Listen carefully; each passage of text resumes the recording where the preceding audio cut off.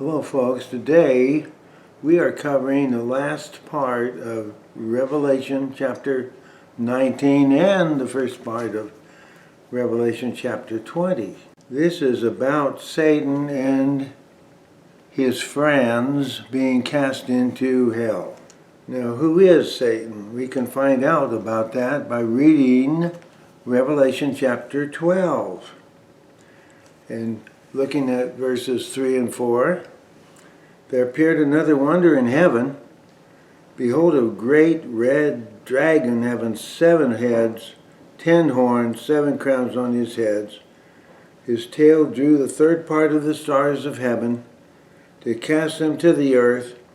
The dragon stood before the woman, which was ready to be delivered to devour her child as soon as it was born. The 7 civilizations that he has covered is Assyria, Egypt, Babylon, Persia, Greece, Rome, and finally his last one run by Antichrist. The 10 horns represent the 10 countries that he's going to be dictator of when he comes back to the earth. 1/3 of the angels joined up with Satan when he rebelled, and now we know them as demons. And then, of course, the man-child represents the born-again, raptured saints that are caught up to heaven, and Satan wants to stop this. Now, reading 12, verse 7, there was war in heaven. Michael and his angels fought against the dragon, and this dragon fought and his angels. And they prevailed not, neither was their place found any more in heaven. The great dragon was cast out, that old serpent called the devil and Satan, which deceived the whole world. He was cast out to the earth, and his angels were cast out with him. And then, verse 13, when the dragon saw he was cast onto the earth, persecuted the woman which brought forth the man-child. The woman is, of course, the church. And then verse 17, the dragon was wroth with the woman, went to make war with the remnant of her seed, which keep the commandments of God and have the testimony of Jesus Christ. So he is really angry at God being cast out of heaven, and he wants to get back any way he can. So Satan, when he's cast out of heaven, is very angry at God, and anything that even looks like belongs to the Lord Jesus Christ. Now chapter 13 tells us about Antichrist. It mentions the sands of the sea. Now the sea always represents general humanity, and Satan, since he's been cast out of heaven, he's a spirit, but he must have a body in order to manipulate and control things on the earth. So he's looking around for a political leader, and he finds one in Revelation 13:3. I saw one of the heads, as it were, wounded to death. His deadly wound was healed, and the world wondered after the beast. This leader was wounded. Notice, as it were, wounded to death. Appears to be dead, but I think that it isn't dead. Satan is going to do a counterfeit resurrection, pretending that he rose up from the dead in this new body. He wants to duplicate the works of the Lord. Now Daniel 11 verse 20 talks about this. Then shall stand up his estate, a raiser of taxes, in the glory of the kingdom, but within few days he will be destroyed, neither in anger or in battle. In Daniel chapter 7, verse 25, he shall speak great words against the Most High, and shall wear out the saints of the Most High. Think to change times and laws, and they shall be given unto his hand till the times, and the dividing of time, that's 3.5 years. He will have control, and he will war against the saints during that time. Revelation chapter 13 again, 6. He opened his mouth in blasphemy against God to blaspheme his name.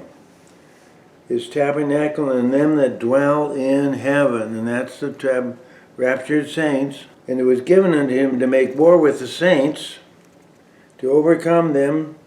Power was given him over all kindreds, tongues, and nations. And all that dwell on the earth shall worship him, whose names are not written in the book of life of the Lamb slain from the foundation of the world. So Satan is very furious at God. He's furious at the raptured saints up in heaven because they escaped his grasp. He's furious at the Christians on the earth, the 144,000 in Israel, which are protected from him. He can't really attack them anyway because he wants to make friends with Israel in order to destroy Israel. He wants to be a guy that makes a peace treaty with Israel. But he's a liar and a traitor, and he breaks that treaty in the middle of it and attempts to destroy all of Israel. So the only people that he can find, he looks around, sees churches, there's people going to these churches. He says, okay, that represents God, I'm going after them. So he goes after them and chases them and tries to kill them. In the meantime, a lot of these Christians are astounded because they were left behind in the rapture. They thought they were saved, they thought they were going to heaven. They realized that they weren't. So they grab the Bible as soon as they can, study it furiously, and then at the same time they're hiding and running for their lives. Now in the process of this, they learn some real serious spiritual truths. They learn how to have patience, faith, hope, love, and the result is that they're growing rapidly spiritually. They're going to be a special people. And verse 11 says, they overcame him by the blood of the Lamb, by the word of their testimony. They loved not their lives unto the death. Now, we read about the false prophet in chapter 13 of Revelation, verses 11 through 18. And I'll just summarize those for you. First of all, he causes all to worship Antichrist. Second, he deceives everybody by doing miracles. Third, he makes a robot, an image of Antichrist, using artificial intelligence. He can make the robot talk and walk and think and answer questions. Something that's been recently developed, all ready for him. And also he causes all to get the mark of the beast, which is 666. You can't buy or sell without it. Now what's going to happen at the end? Let's read 2 Thessalonians chapter 2:8, and it says, and then shall that wicked be revealed, whom the Lord shall consume with the spirit of his mouth, and shall destroy with the brightness of his coming. And then going back to chapter 19 again, and 20, I saw the beast and the kings of the earth and their armies gathered together to make war against him that sat on the horse and against his army. That's us. 20, and the beast was taken, and with him the false prophet that wrought miracles before him, with which he deceived them that received the mark of the beast, and them that worshipped his image. These both were cast alive into the lake of fire, burning with brimstone. And then, chapter 20, verse 1, I saw an angel come down from heaven, having the key of the bottomless pit and a great chain in his hand. The Lord Jesus has the key to the bottomless pit. So this angel is the Lord Jesus. He laid hold on the dragon, that old serpent which is the devil and Satan, bound him 1,000 years, cast him into the bottomless pit, shut him up, set a seal on him, that should deceive the nations no more till 1,000 years would be fulfilled. After that he must be loosed a little season. So he's going to be bound for 1,000 years and then released to deceive people again.